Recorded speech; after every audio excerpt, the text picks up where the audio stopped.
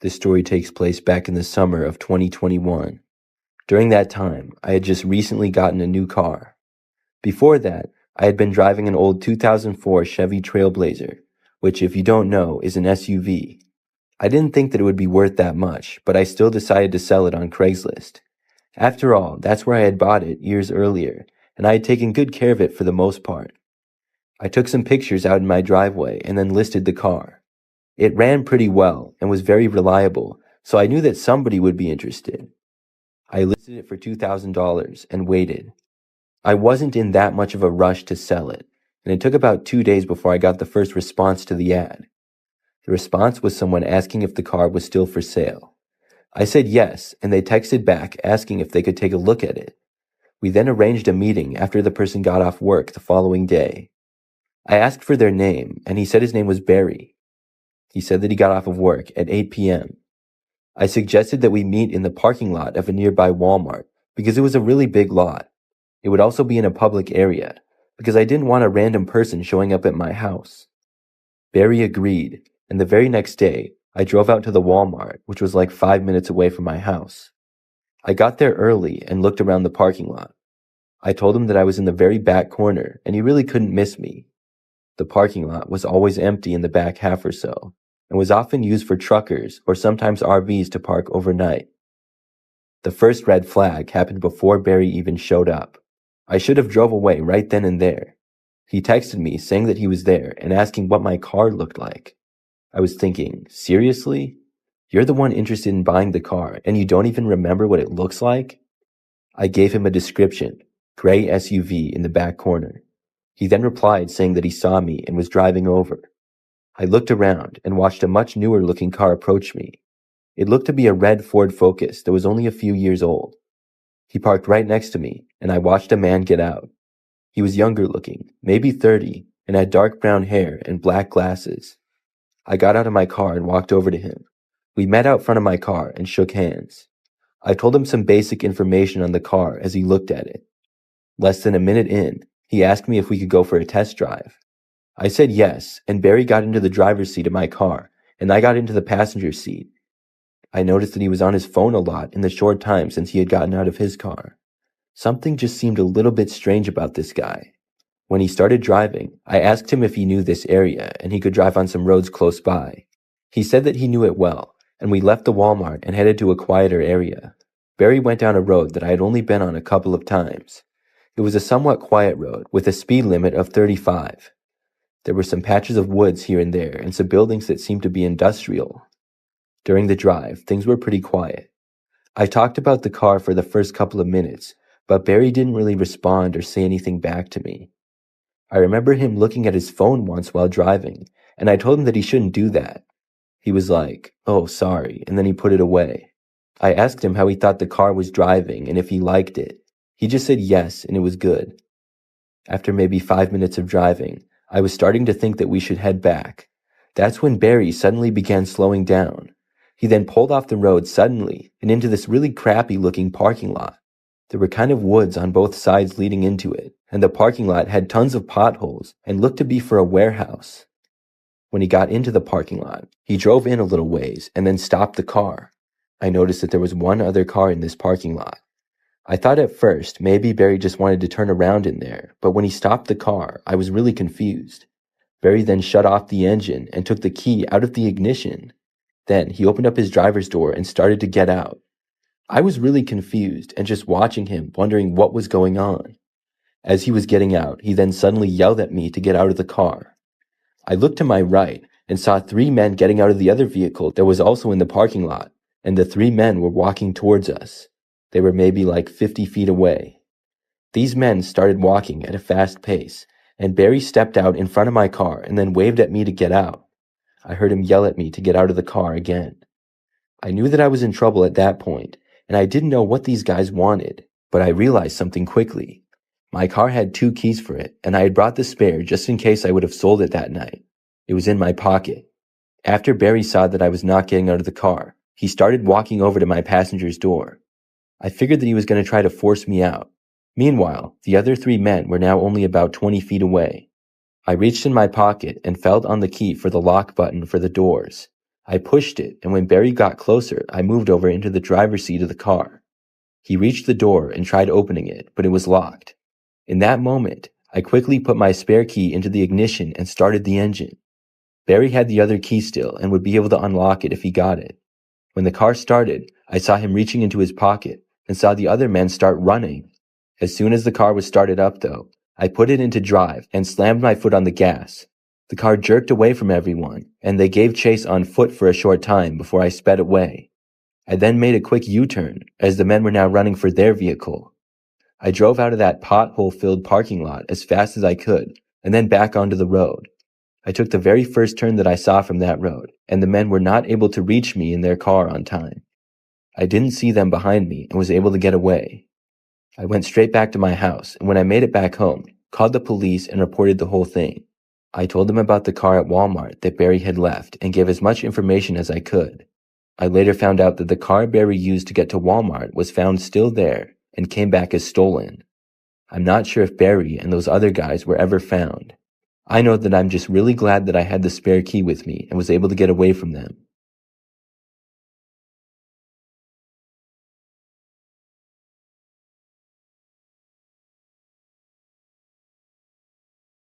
A few months ago, I was bored at work one day.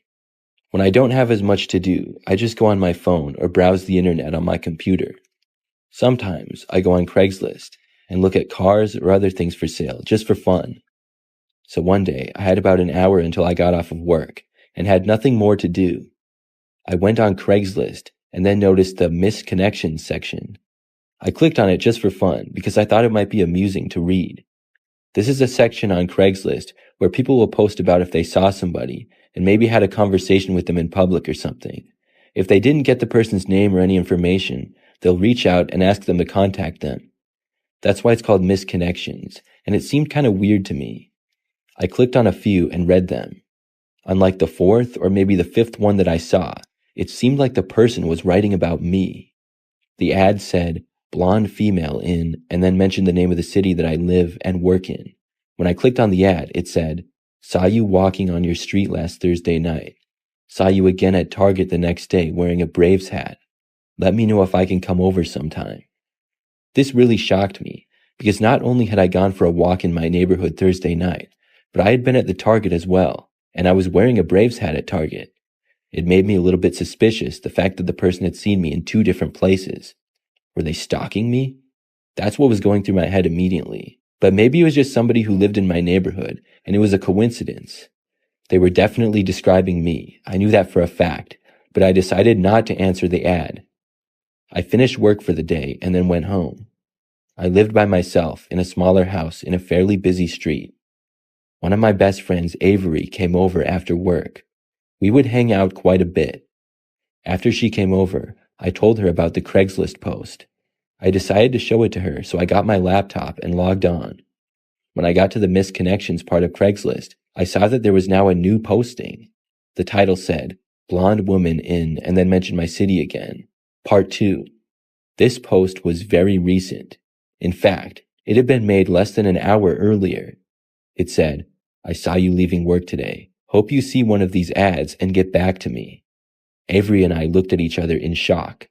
This was very crazy, and this post indicated that whoever it was possibly stalking me. We both ran to all of the windows and looked out into the street in case the guy was out there somewhere, but we didn't see anything strange. I had never noticed him watching me. My work parking lot is pretty large though, and has lots of other cars in it. It would be easy for somebody to do so without being caught. For the next couple of days, I was sort of worried. I checked Craigslist multiple times, but there were no new posts. I also paid close attention to my surroundings, but never noticed anything out of the ordinary. It would be difficult unless it was obvious, but I was never followed or anything like that. But then one day, when I got home from work, I was moving from my kitchen to the living room. When I got into the living room, I saw a car parked sort of in front of my house. I got close to the window and looked out to see if I recognized it. I did not, but no more than 10 seconds later, I saw the car drive away. I didn't get a good look at the driver though. Then, the very next day, when I was on my way home from work, about halfway back, a car started driving behind me. This was the same car that I had seen in front of my house. I got a bad feeling, and the car turned at the next 3 turns in a row that I made.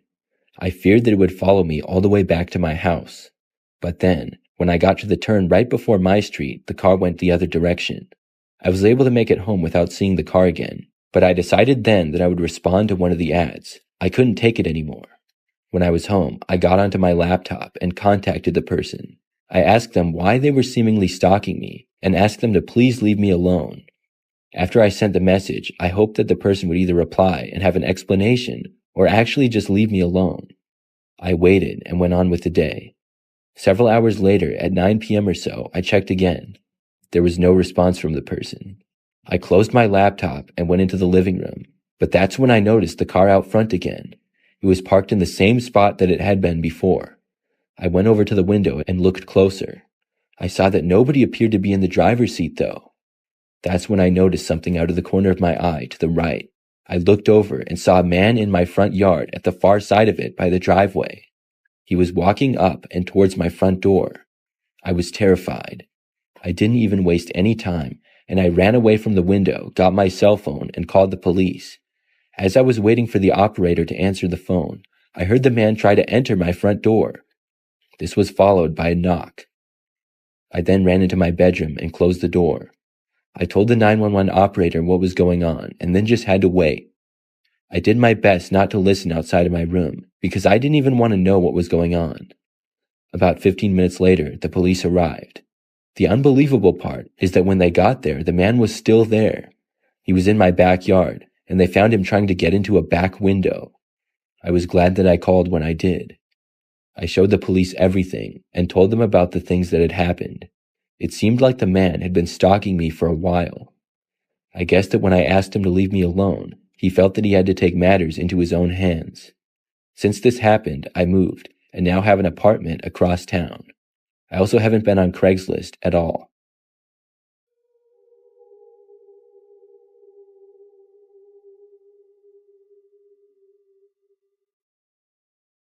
When I was in college, like most people, I didn't have a whole lot of money. During the summertime, I would work a job, and at college, I did have an on-campus job as well. But I didn't get that many hours or that much money for it. I didn't have the time for a normal or even part-time job while I was at school. I had quite a bit of homework, and school was difficult for me, so I would spend a lot of extra time studying. But during my junior year, I really wanted some more money. I decided to go on Craigslist and look for some fast jobs that I could do. I went on one day and looked under the general labor section. These would be good jobs for me, because I was a pretty fit 21-year-old guy. Any kind of job like yard work or something is what I was hoping for. Soon, I saw an ad that simply said, yard cleanup. This was just what I was hoping for, and I clicked on it. There weren't many details at all, though.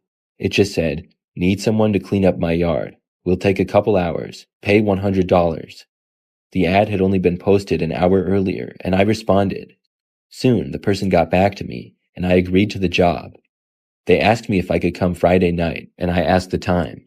They said 9 p.m. This was kind of strange to me. I would expect to be doing yard work during the daytime. I should have questioned them and asked why so late, but I didn't. I was just afraid if I did, they would get mad and find somebody else, and I really wanted the money. Plus, I was free at that time, and it's not like I had class the next morning or anything. I agreed to it, and they gave me the address. On Friday night, I put the address in my phone and drove to the location. I had never been to that area before, and it was almost 20 minutes away. The location was a house with a pretty decent-sized yard. It was in a residential neighborhood, but I couldn't tell a whole lot about the area because it was nighttime and really dark. There were only a couple of dimly lit street lamps around. I let the person know that I was there, texting them, and then I got out of my car. I was about 5 minutes early and started walking up to the house. It was a 2-story house that looked pretty average to me. There were some overgrown bushes in the yard, as well as leaves and such. I walked up to the front door and rang the doorbell. All of the lights in the house appeared to be off, which was kind of strange. About a minute went by, and nobody came to the door. Then I knocked. Maybe their doorbell was broken or something. After knocking, I still heard nothing. I waited and then double-checked on my phone that I was at the correct address. I was. Nobody responded to my text either. I knocked one more time. Still no one came to the door. But then I heard something out in the yard. It sounded like footsteps, and they were to my right, coming from almost the side of the house. I looked over, but it was very dark, and there was also a tree in the way of my view, so I couldn't see anything. I took a couple of steps back to look. The footsteps were a ways away, but clearly in the yard of the property that I was at. When I moved back, the footsteps stopped. I called out, asking if somebody was there. I thought maybe it was the homeowner, but I didn't get a response. I was starting to feel kind of creeped out by this situation. Then I heard the footsteps again. I couldn't take it anymore, and I started walking away. I didn't look behind me, and I walked all the way to my car. I got inside and locked the doors. I looked out to the yard and didn't see anyone. Then I checked my phone for the last time to see if there was a response yet. Still nothing. Then I left. I started driving back to my college apartment, but when I was still on that quiet street, I saw a car appear behind me. I hadn't seen exactly where it came from, but it looked like it might have actually come out of the driveway to the house that I was at. The car followed me off that street and onto the next one. When I got back onto the highway to go back to campus, the car did as well. It stayed with me when I took the exit too. By then, I was getting really suspicious. I kept driving though. When I got about a mile from campus, the car finally stopped following me. It took a left when I took a right. I was able to make it back, but after that decided not to go on Craigslist anymore. I don't know if the car that followed me had anything to do with it or not. I feel like it did, but I don't have any proof. What I do know is that the experience was very strange. The person never contacted me at all after that, and I still don't know who was walking behind the tree. They definitely heard me when I called out to them, but didn't respond. I'm glad that I left when I did.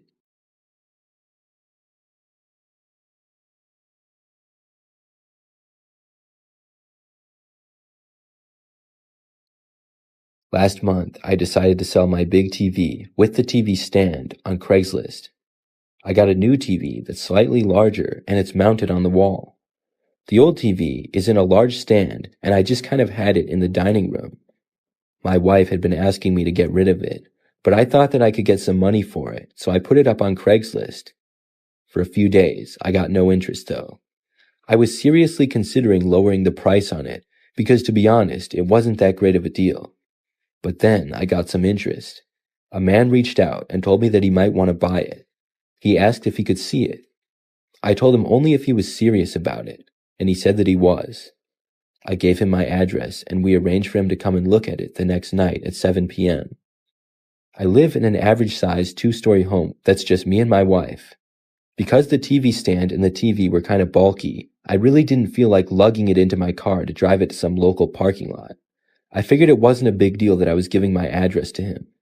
The next night at 7 p.m., I waited for the guy to show up. After 30 minutes went by, I sent him a text asking him if he was still coming. He responded saying yes he was and he was on his way. I kept waiting. By the time he got to my house, it was 8 o'clock and dark outside. When I saw his car, I was disappointed. He arrived in a small little 4-door sedan, and there was no way that the TV or the stand would fit inside of it. I watched the car drive slowly in front of our house, but then the car passed by, and I thought for a moment maybe it wasn't him, or maybe he was confused on the address. But he later parked a ways down, almost out of my sight. I wasn't sure why he parked so far away, but whatever. The guy then walked up, and I met him at the front step. He was wearing a hooded sweatshirt with the hood up, and he appeared to be in his 20s. I invited him in and showed him the TV and stand, and they weren't too far away from the door at all. I asked the guy if he wanted to buy it. The guy just stood there and looked at it for a few seconds. Then he said that he wanted to buy it, but he didn't get paid until Friday and would have to wait until then. I was pretty annoyed by this. I started walking the guy to the door, kind of leading him out. I asked the guy why he would come over today if he wouldn't be able to buy it. The man said that he just wanted to see it. He then walked out my front door and back outside. We said bye to each other, and then I shut the door. During this whole meeting, my wife had been upstairs in our bedroom. I sat down on the living room couch and turned on my larger mounted TV. My wife then came downstairs and asked me why the guy had gone into our backyard. I was like, "What are you talking about?" She told me that she had been upstairs and saw out the window. When the guy left, he walked straight around our house and into the backyard. I got up and went to the front window and looked out. I just barely saw within my vision the car down the street. It was still there. I didn't know why the guy would be back there, and I told my wife that. Then I went around to the back windows and looked out of them. At first, I didn't see anything. I asked my wife where in the backyard he had gone, and she told me that he had disappeared behind a bush. I kept looking through the windows, and then I turned on a light. I then leaned to the side and looked out one of the windows towards the bushes. Just barely, I saw the guy crouched down, hiding. I could only see part of him, but that was enough.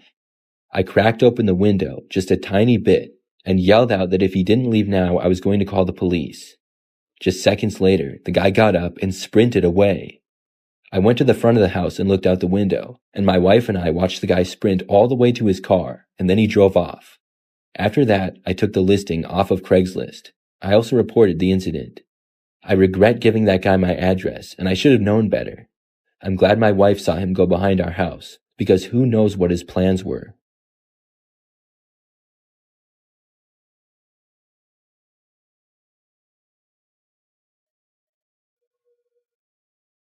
Before I tell you this story, I want to point out that I was much younger and less mature than I am now.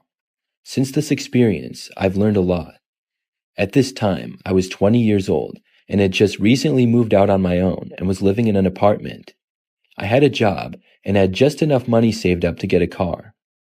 My budget was low, and I knew that the only car I would likely be able to buy was an older vehicle with a lot of miles. As long as it was durable and ran well, I didn't care though. I was just happy to be able to purchase my own car. I lived close enough to the city that I could take buses places, but having a car is much more convenient. I started looking on Craigslist for a car and set my budget. After a few days of looking, I found one that I thought would be really good.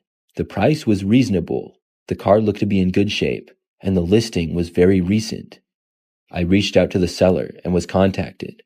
He seemed friendly at first, telling me that his name was Mark. I decided that I probably wanted to buy this car, but I should go look at it and maybe test drive it first. Mark said that I could see it that very night or the next one. I decided for the next night, and I asked Mark if there was a public location nearby that we could meet at. Mark said no, and that I had to go to his house. I foolishly agreed. To be honest with you, I wanted to meet in a public place, not because I was suspicious of him, but because I could only take buses and public transportation places. I would have to walk farther to go to his house, rather than just take a bus stop to a shopping center. He also told me to come later at night. I think it was like 8 or 9 p.m. Still, I really wanted the car, so I went. I took the bus to his general neighborhood, and then had to walk like 4 blocks to get to his house. When I got close, I texted him. However, Mark did not immediately get back to me. Soon, I made it to his address. He had a pretty typical-looking house, in a neighborhood with lots of other similar-looking houses. I saw the car sitting in the driveway by his garage. I walked up to his front door and knocked. Then I waited. He didn't answer the door right away, but he did text me. I got a notification on my phone shortly after knocking. When I looked at it, he said, "Come on inside." I was confused as to why he wanted me to come inside of his house. The car was outside, and I know that I shouldn't have, but I actually did. I opened the door slowly and announced that I was there and said hi. But Mark didn't respond to me. The house looked very typical inside, and I was in the living room, but I didn't see or hear Mark anywhere. I stood there by the door just a few feet in. Then suddenly I heard a voice. It was Mark. He said, "Come on in, over here." His voice was coming from a ways into the house and around a corner, it seemed. I couldn't see him at all. I started walking into the house to where I had heard his voice. Just a few steps in, though, and suddenly, all of the lights went out. It became pitch black, and I couldn't see a thing. When this happened, I just wanted to get out of there. I turned around and tried heading for the door, but it was so dark that I had no clue if I was heading in the right direction. Meanwhile, I started to hear footsteps quickly approaching from behind. I sped up, running into a wall, and then tried feeling my way to the door. But just moments later, the footsteps reached me, and I felt somebody grabbing for me. They got part of my left arm, and then I sprinted forward and away from them. I got lucky and ran into the door, which I quickly felt around for the handle and then opened it. Even though it was dark out, I could finally see much better. I sprinted out from the house and was not followed outside. Then I ran away down the street and didn't stop until I had made it back to the bus stop. I kept a careful eye out as I waited for the next bus, but I didn't see the guy. Eventually, I was able to catch a bus home. When I got back home, I looked back on Craigslist and the ad was taken down. Then I called the police non-emergency line and reported the incident. Looking back at that experience, I know that I should not have entered the house. I also probably should not have met the guy at his house either. I did end up finding a car not too long after, which I did buy through Craigslist. I still use Craigslist, but I'm much more careful and I'm sure to meet the person in public and not go to other people's houses.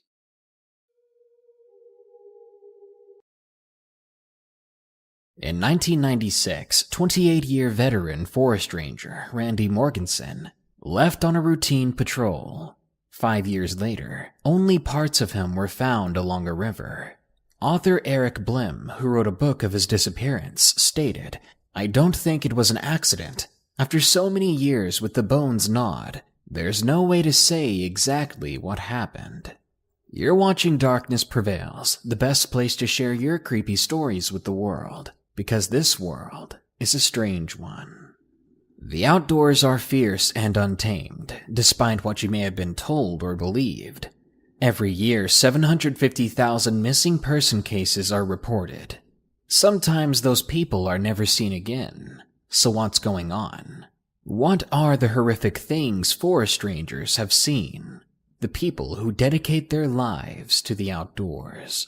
If you want your story in a video like this one, I'm looking for creepy zoo stories. If you've got one, send it to me at darknessprevails.org/submit. Now then, step into the woods with me, and let's disappear without a trace. Number 1. The Thing in the Adirondacks.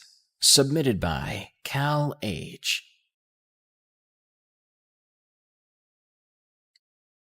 For the sake of the story, you can call me Cal.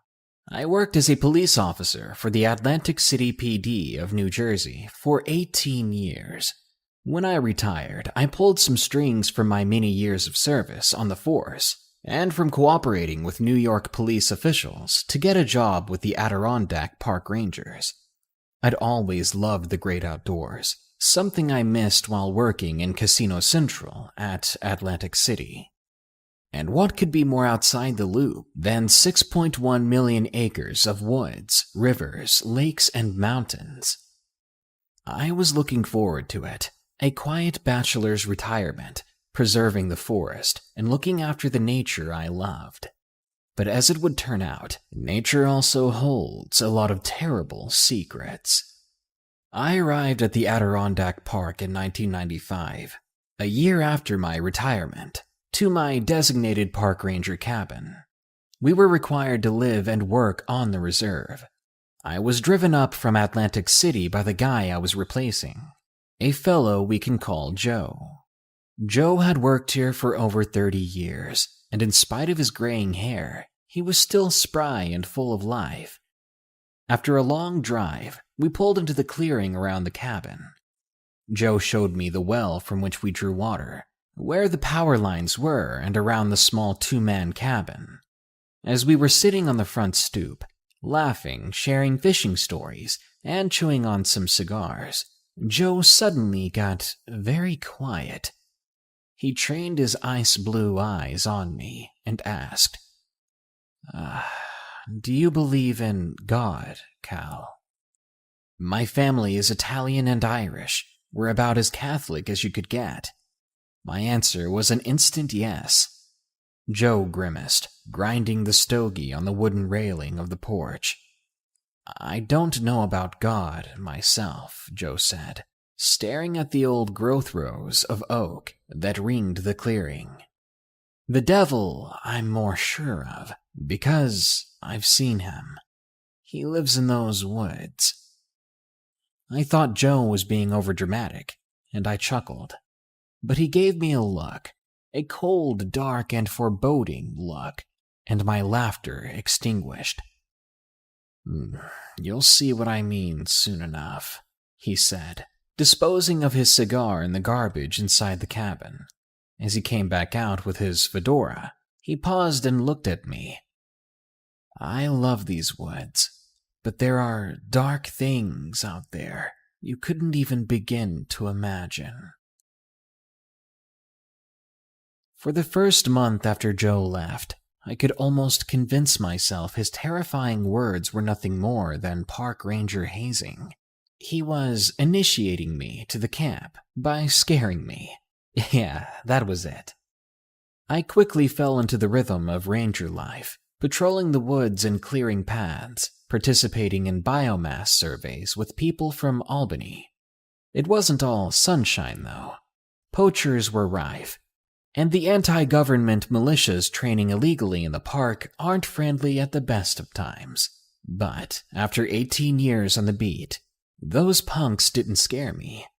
What did scare me, to the point of quitting this job, happened late one night. Part of my old life on the beat was being a night owl, and being a park ranger was no exception. It was late one August, and almost 10 p.m., when the ranger station called in. They said a family had been separated from their little girl, and they needed all hands on deck to mount a search. I was instantly awake, putting down my dog-eared W.E.B. Griffin book, and hauling on my park ranger uniform and donning my cap. I met up with my boss, Captain O'Rourke, and he assigned me to follow a tributary of Grindstone Creek, near where the family had last seen their daughter. I led a bunch of civilian volunteers down the creek, armed with flashlights and intermittent firearms. There had been black bear activity in the area, so packing heat made sense. As we fanned out along the creek, I gradually separated from the others, scanning the forest until my flashlight caught something pink, totally at odds with the summer ground cover. I yelled out that I'd found something. But then my flashlight panned up, and I wish to this day that I'd never done that. I'd found the girl, but she was in pieces, scattered across the clearing. What my flashlight had caught was her arm, no longer attached, with the stub of a pink t-shirt still there. I had seen horrible gangland violence, but nothing ever topped the brutality of this scene. I gagged, and that was when I heard it. It was a strange cooing, hooting sound. Something about the sound turned the blood in my veins to ice as I panned my light in the direction of it, and it felt like my soul died in my chest. Standing there, easily 7 feet tall, was this thing. That's the only way I can describe it. It was tall but heavily emaciated, about as wide as a lamp pole. I could see its ribs protruding out of its rotting gray flesh. Its feet were hooved, but it had hands like a man, albeit with long, disgusting black talons in place of fingers. Its head, that was what still gives me nightmares. Instead of a normal head, it appeared more as a buck's skull with a massive rack of 8 or so points. Its mouth was full of dagger-like teeth, which curved up and outwards the closer to the front of the mouth they got. In its jaws, I saw a piece of the child, dangling limply as it fixed me with a nightmarish gaze from demonic yellow eyes. I didn't move, nor did the thing, for a space of about 10 seconds, when it cocked its head to the side. It let out another coo hoot, and took a step towards me. I screamed, and as fast as I possibly could, made for my revolver, but in the blink of an eye, it was gone, disappearing in the brush.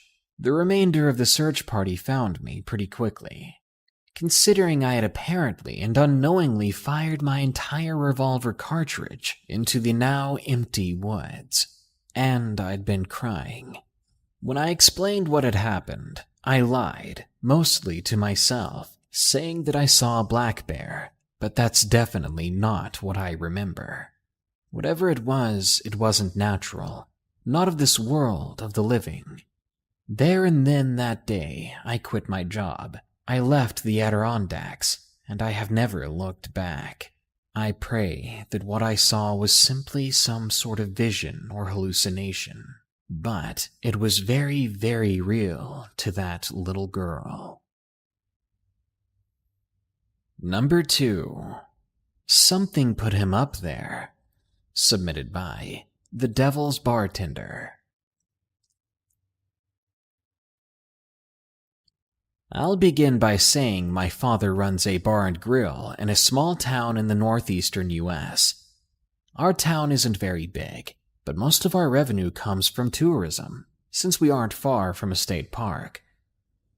Fairly often, we'll get forest rangers and police coming in, and as you can imagine, once they're drunk, they have some very interesting stories to tell. As it so happens, my sister got very close to one of these rangers, and they got married, and he is now my brother-in-law. Usually, the rangers and police will come in pretty somber and buy a drink when something horrible happens, like a messy car accident or a missing child case. One day when I was working the bar, my brother-in-law comes in really shaken up. He orders a whiskey and puts 100 down on the bar. Of course, I ask him if he's okay, and he gives me this look like he just saw someone pass away right in front of his eyes. Then he just asks for the whole bottle. I put a glass down in front of him, then pour his first cup of the whiskey, and I left the bottle for him to have at his pleasing. As the night goes on, a few other rangers come in, and they're all just like Arthur, my brother-in-law. I call over one of them. "Hey, what happened out there today?" I asked. "Missing kid," he pauses. "He found him." The man gestures to Arthur. "Oh God, that bad?" I asked.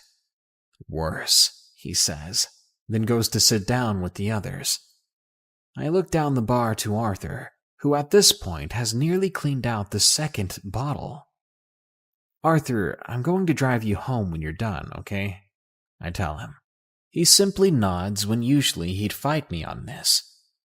"Arthur, man, what's wrong?" I ask him. How did he get up there?" Arthur mumbles so low I could barely hear him. "What do you mean?" I ask, to no avail as he suddenly locks up. This really freaked me out, because as a bartender, drunks often want to talk you up the whole night. Even Arthur has done this from time to time. Later on, I end my shift early, handing the bar off to a coworker, and I begin to take Arthur home. In the car, he begins to open up. At first, he talks so fast that between the slurs and the pace, I have a hard time keeping up with him. But to my memory, this is very close to what he said. "I got the call. I got called and I went. The boy was gone and his mom had no idea where he was. Then I went out to find him because we couldn't leave him, but why was he there? How was he there? He couldn't be there, but he was. He was, but how? He was all bloodied and so high. Half of him was gone. I don't know where it is, but it's not there with him." At this point, he was crying, and I made the mistake I wish I hadn't. "Where was he, Arthur?" Up there," he said, looking up as if the kid was on the roof of my car. "In the tree, 50 feet up, I found him because the blood had fallen on me." Arthur locked up again, and this time I was actually glad he did. He kept staring at his hands like there was something there. When we got to his home, I was trying to find the keys to get him inside, when he grabbed me very suddenly and made me yelp. He looked me in the eye, his face serious, and I thought for a second he had somehow completely sobered up. "Something put him there," he said, staring into my eyes. What put him there?" I asked. "I don't know. I don't want to know," Arthur said. My sister opened the door, having heard us outside, and she helped me get him in and lay him down. She asked me what was wrong with him, and I told her that she didn't want to know, to just believe me that he had a very, very bad day. That night, I lay awake thinking about what Arthur had said. To this day, he doesn't talk about it, and that's fine by me, but sometimes I wonder what could put that kid 50 feet up into a tree. But just like Arthur, there's a part of me that desperately doesn't want to know. Number 3. Stairs. Submitted by Megan W. I have an uncle that used to work as a forest ranger in Michigan. He's gone through nights of tigers loose in a campsite without a working flashlight, drunk guys drowning in the rapids, and kids passed away from hypothermia, their bodies found cradled peacefully at the bases of tall pine trees. A lot of strange and creepiness, yes, but he never seemed disturbed when telling these stories. He saw it as just part of the job. He took me and my middle brother on a walk through my grandparents' woods one evening, while the adults made dinner. The other 2 boys were completely occupied with a video game, and there had only been 2 players in the game, so our uncle decided that he would give us other 2 some special attention. Especially to me, as being the only girl, I would get excluded from a lot. We walked for maybe 15 minutes before my uncle stopped dead at the swamp area in the woods, a place we often went to hunt for mushrooms in the summer. But right in the middle of this soggy part of the forest, we saw something extremely odd and even more out of place. Particularly, we hadn't seen it there before. You're not going to believe me when I say this, but there was a staircase in the middle of the swamp. It was as if someone had built a house there, and everything but the stairs had been swallowed up by the swamp. At the top of the stairs was a very small landing where a welcome mat or carpet sat, completely clean and untouched from what we could tell. I felt my face twist with confusion and bewilderment, and I looked up at my uncle. But the look on his face struck me like a cold ice pick. My uncle was terrified, shaking like it was the middle of winter. His eyes darted around the tree line, like he was looking for something. Then he grabbed our hands and began to walk twice as fast. I've always been very short and unable to keep up, so I found myself being carried all the way back to the house. When we arrived, we stopped only when we were in direct sight of the house, and he told us not to say anything about it to anyone, especially the boys, and to not go out of sight of the house without him with us. We were very confused, but also extremely scared, as it just sounded insane to us, so it was easy for us to keep our mouths shut. Recently, I went back home to visit, and I convinced my brother to come with me to see the staircase, though it took a lot to convince him to come along. At first, he refused to go without a weapon and our 200-pound mastiff. When we got there, back to the same spot from before, there was nothing. Just a clearing. No bits of metal, no carpet. Just an empty clearing and a nice big patch of mushrooms. Those mushrooms might have been in our dinner if our mastiff hadn't growled the moment we stepped towards them. Maybe it was just a deer, but we left quickly, and we've never been back since or told anyone what we saw. Number 4. Haunted Forest. Submitted by Matthew 2829. I lived in the Philippines. It's a beautiful country, but in my case I lived in the northern part of the Philippines, known as the Mountain Province, and though it was quite serene out there, as a child I always felt like something was wrong in the forests near my house. The year was 1979, and there weren't many houses in our rural town. Only my relatives lived there really during the time. Back then, I was 9 years old, and I loved playing around with my cousin Brandon, who was 19, and worked part-time as a voluntary forest ranger. We often went to the forest near my house to play. In spite of our age differences, we still enjoyed hiking outdoors. At one point, we were next to a steep cliff, and I slipped, nearly falling off. Brandon caught me and helped me regain my balance. But that wasn't the worst part. The worst part was the fact that the cliff even existed. We had been all throughout these forests before, and never once have we seen or stumbled upon this cliff. What I mean is, yesterday this cliff hadn't been there. We weren't even half a mile from the house. I tried to explain it to myself, and I just chalked it up to a landslide or something. As I dusted myself off and we began to walk again, we began to hear movements around us. "Who's there?" my cousin asked, and I felt chills coming out of my spine and my hair standing on end. "Anino, or shadow," my cousin whispered. "Do you see it?" I didn't reply. There are many of them," I said, finally, seeing it for myself. We turned back and ran as fast as we could. I remember shouting so loud, my mom came out rushing towards me. She saw me and got angry and said, "Why do you go out there alone like that? It's dangerous." I froze right then and there. "What do you mean? Brandon's right here with me." She got down on her knees and scraped some dirt off of my face. "Look, you got hurt." "Mom, stop," I said. "What did you mean? Brandon was just right here." I looked around me, and I noticed that Brandon wasn't there anymore. When I turned back to my mother, she had a very concerned and sad look on her face. With hesitation in her voice, she had to remind me, "Honey, remember, Brandon passed away just yesterday."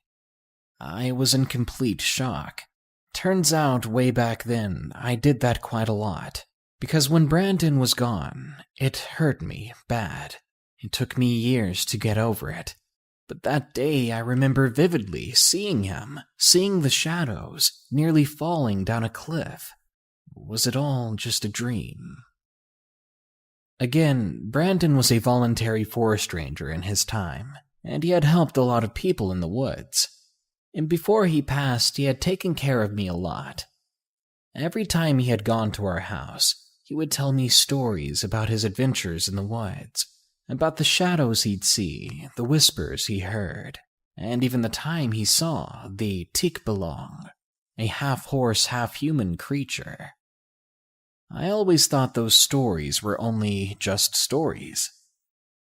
Anyway, that was what inspired me when I was 18, to serve as a voluntary ranger myself. I'm beginning to understand how it was for him. The nighttime whispering you could hear all around the woods. The strange movements you'd see out of the corner of your eyes. We used to have to work with partners. My partner, Andy, heard them too, the whispering. He was also very afraid to go out after dark, and would try to get out of his duties at nighttime as much as possible. On one occasion when Andy and I talked about our girlfriends, just hanging out at the ranger station on a quiet night, we suddenly heard a terrible scream. Now, we would have gotten up and ran to the rescue as fast as possible. The thing is, it didn't sound like a man or a woman. It sounded like something else.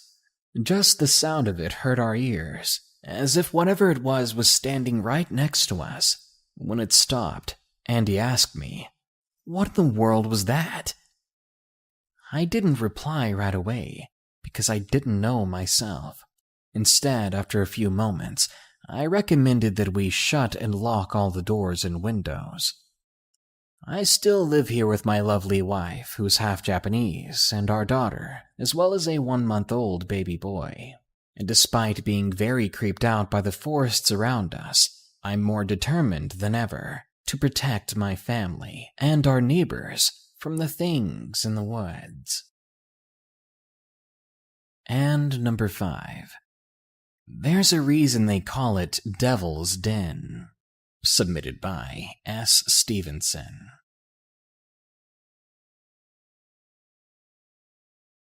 In the early 2000s, when I had just graduated high school, I was looking for any and every way to get into the Forest Service. I wanted to work my way up to being a game warden, but that dream quickly subsided.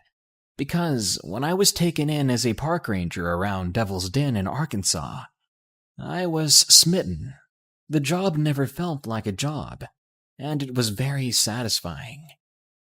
Rarely did we have emergency calls, but when we did, finding that lost person or helping the injured get help, it left you with a feeling like you could actually have an impact on the world. All while preserving nature, of course. There was one emergency call, though, that was a game changer for me. I don't think I've ever been the same because of it. The year was 2005. It was early December and quite a cold year for Arkansas. We received a call that night that a child had gone missing. My first thought was who would go hiking during this weather, and why on earth would they bring their child? But wait, it gets better. It wasn't even a kid, it was a baby, a little over a year old in fact, and they hadn't been hiking. The couple lived just a ways from the park. They called in stating that their baby was gone after hearing sounds around their house. The window to the baby's room had been opened, and they heard footsteps heading in the direction of the park. Red flags were going up everywhere while I listened in on the details of the situation. Nonetheless, I grabbed my gear, and I set off to search my side of these forests and hills. 3 long, drawn-out hours later, and I was exhausted. I hadn't rested, drank much water, or eaten since I was back at the headquarters. The excitement and rush of quickly going to the rescue was fading, and I was ready to just sit down for a few moments. But that's when I heard the crying. Immediately, I ran toward it, straight uphill.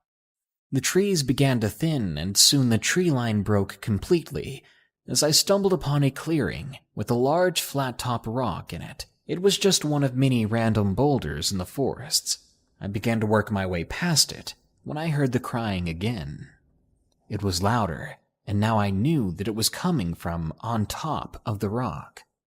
Now, the boulder was easily 15 feet high, so despite my confusion, I grabbed onto any protrusion or opening I could find, and I climbed.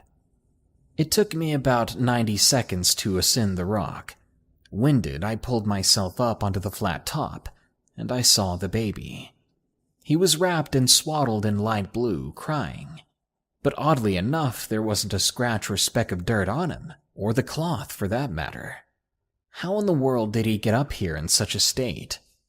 I was a fully grown man, and it took every ounce of energy I had to climb the rock, and there was no way I could do this while holding a baby. If multiple people had taken him and laid him up here, then the better question is why?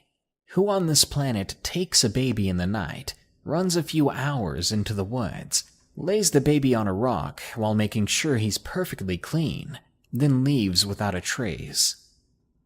I was astonished and a bit creeped out, but I called for backup, as I couldn't get the child off the rock by myself.